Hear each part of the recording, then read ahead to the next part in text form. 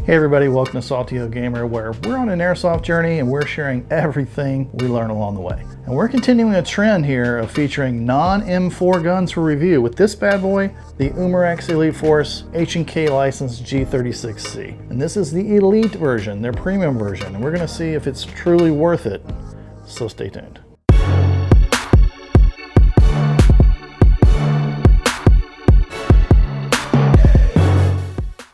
Hey everybody, welcome. Today we're looking at Umarex and Elite Force's H&K trademarked G36C. And this is the Elite series, which you can pick up for $245 at Fox Airsoft, who we want to thank for providing this gun for us to review today.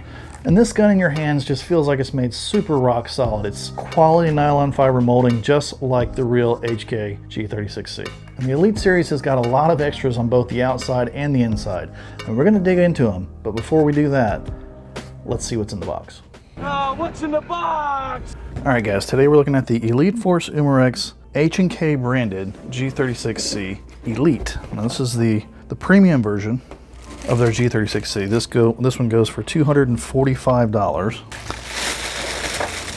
It comes with the inline MOSFET, electronic blowback, additional fire selection modes, just like the real world counterpart, which is made of high-end polymer. This one's made of polymer as well. We've got your H&K branding on the side, Umarex warning text. You've got multiple different fire selection modes. You've got safe, semi-automatic, two-shot burst mode, and then fully automatic. And then it is ambidextrous on both sides. It is electronic blowback, so this metal slide is going to blow back every time you fire. And if you pull the bolt back, there's actually a button right above the trigger, which will secure the bolt in place, revealing the rotary style hop up, so you can adjust your hop up. And when you're ready to let the bolt release, you just give it a push and it pops right back. Of course, the gun has the folding buttstock with the catch on the side. So if you want to minimize the size of it for storage, or if you just want to play this way, you know, in CQB or whatever, it's got that option. And on some of the H&K guns, this is where you would find the battery, but this is actually access to a quick change spring system right here. The battery on this gun is actually in the front right here. So if you take this pin out, that's going to actually be your battery compartment. So your battery is going to go down inside this front foreguard. It's got your small Tamiya type adapter right there. And then you just thread that right back in there. It has an integrated front sight that does not adjust, but you have different aperture adjustments for the back sight, as well as windage and elevation adjustments as well. And it does have a long Picatinny rail mount on top, as well as 3 small Picatinny rail sections on the handguard as well. And this particular version did not come with a battery or a battery charger, but it comes with a barrel rod, comes with a high capacity winding magazine. Takes a little pop to put it in there. And this guy does have the inline MOSFET, so you can stick an 11.1 LiPo in there. Ambidextrous magazine release by the virtue of where it's located. And these magazines are kind of cool in that they've got these dimples on them right here. So if you have multiple of these magazines, you can actually clip them together to carry out on the field without having to put them in magazine pouches. Again, this is the Elite series, so it has some premium upgrades in it. Over and above the competition series, it has a metal barrel assembly. It's got a nice rubberized textured buttstock. And as we mentioned, it does come with a quick change spring system and a high torque motor. So there you go, pretty cool looking gun. You know, we've said it many times before, we look at guns very much for nostalgic reasons, whether it be video games or movies or whatever. And this particular gun, the G36C, was my absolute favorite gun in the Battlefield series. Battlefield 4, I ran the G36C all the time and just really love the way it looks. Love the way it's shot in the game, obviously. Never shot one in real life, maybe one day, but it'll be pretty cool to get this out to the field and play with it. So yeah, let's go talk about this gun. Alright guys, let's work front to back on this gun. You've got a normal orange flash hider on front, which you can remove by removing this handguard. And removing the handguard is where you're going to find the battery compartment, which you saw in the unboxing. On the handguard, we've got 3 short Picatinny rail pieces, and then up top we've got 1 long monolithic Picatinny rail piece. Now on that rail piece, you do have fixed integrated front sights. However, the back sights have 2 different apertures, and you can adjust them for windage and elevation. Now the body of the gun itself, as we said, is strong nylon fiber, unlike the competition series, which is ABS plastic. And the slide itself is actually metal. When you pull it back, it reveals that rotary style hop up. And there's actually a button over the trigger right here, which when you engage it, holds that slide in place. And to disengage that slide, you just give it a little pull again, and it closes right up.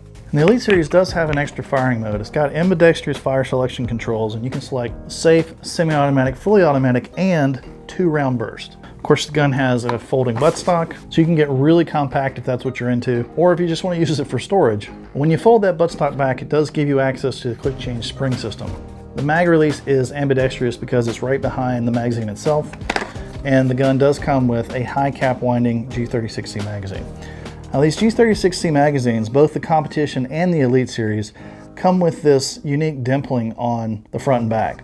And these are so you can clip 2 magazines together or more and carry them bound together mounted in your gun.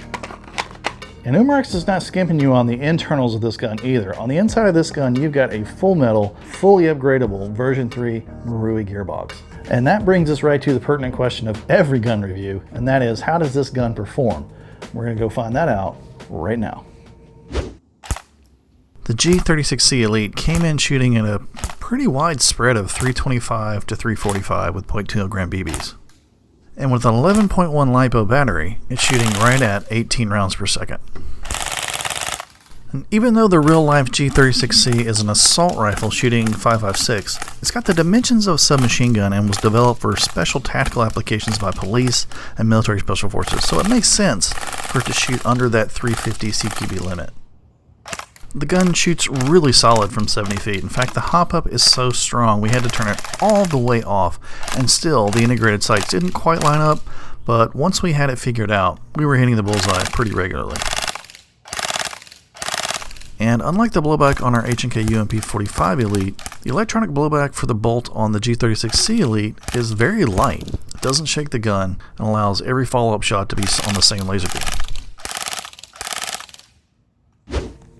So there you go, guys. This gun shoots fantastic. It does live up to being an Elite series gun, and definitely worth the price tag. There are a couple of things that we want to note though from the shooting sequence. With 0.20 gram BBs, we did have to turn the rotary style hop-up all the way off. And even then, the hop-up was still pushing those BBs up just a little bit.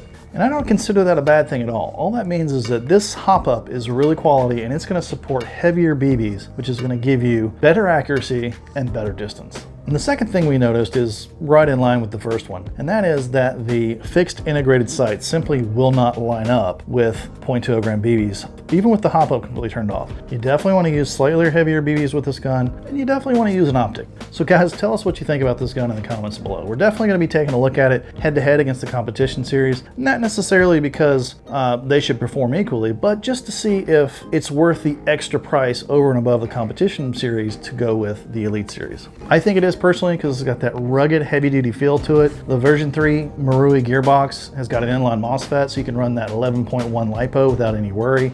And the quality hop-up on this thing means you're going to be able to run heavier BBs for better accuracy and distance, as we said. So guys, thanks for joining us on yet another good non-M4 rifle review. And if you haven't yet, join us on our airsoft journey by hitting that subscribe button and that notification bell so you don't miss a single video that comes out every Tuesday with bonus videos on Fridays. And until then, we'll see you next time.